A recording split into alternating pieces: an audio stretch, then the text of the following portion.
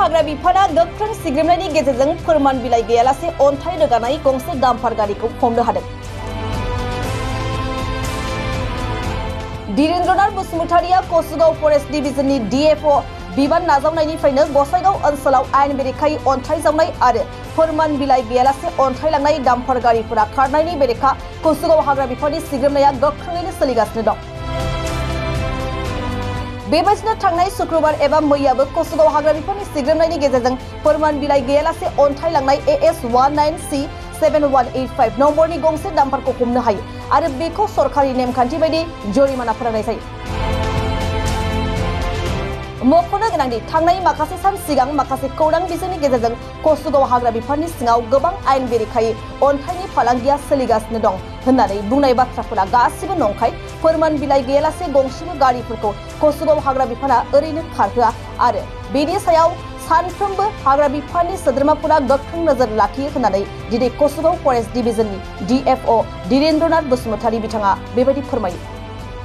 जोंबो खोनानो मोनदों किन्तु बेवहाय खुनु बेबायदि अबैध नुनो मोनाखै। जोंनियाव माने बेबायदि रिपर्ट फैयाखै।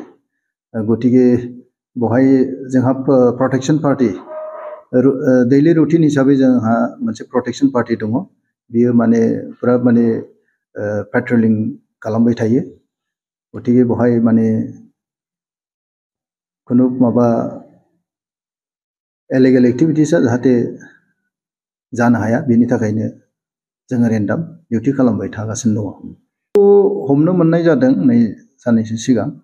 खारन बेवहाय माने जोङो जेला चेकिंआव थांदोंमोनब्ला जोङो बे गारिखौ नुनो मोनदोंमोन। बेवहायनो हमनाय जादों। जेला हमनानै जेला सोङो होनबा बेवहाय खुनु माने सरकारि भेलिड माने जेबो डकुमेन्टस गैयामोन बा ETP गैयामोन। दा बेवहाय बे हिसाबैनो जोङो बेखौ सिज खालामनाय जादों। बेवहायथ' जिखिनि थांदों जोंनि माबायाव नलेजाव बेहाय माने ETP दङ बेहा गासिबो जिहेथु पारमिट थायो आरो जोंहा माइनिं पारमिट दङ। बे हिसाबै बिसोरो ETP जों लाङो। जे जायगायाव जे महल गैया बेवहाय जेनेबा अन्थाइ जावनाय बेखौ नोंथांमोना माबायदि एक्सन लागोन? बेवहायथ' जेबो महल गैयाव जावनायनि खोथाबो गैया। बियो इलिगेल, बेखौ जावनो हाया।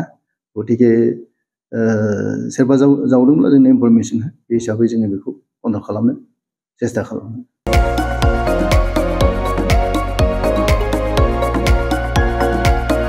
क'क्राझार सहरनि गथ'सा लाइमोनफोरनि थाखाय गोजोनथाव खौरां। क'क्राझाराव गिबि खेबनि थाखाय गोदानै बेखेवदों इउनिभार्सेल गेम जन मुंनि मोनसे डिजिटेल गेलेमु सेन्टार। क'क्राझार सहरनि ग्रीनफील्डनि साखाथि इट्स भबानीपुर JD र'डनि लामा सेराव गोदानै बेखेवबाय इउनिभार्सेल गेम जन। गोसो गुदुं गथ' एबा लाइमोनफोरा बे गेम जनाव फैनानै रंजानाय लाफैनो हागोन।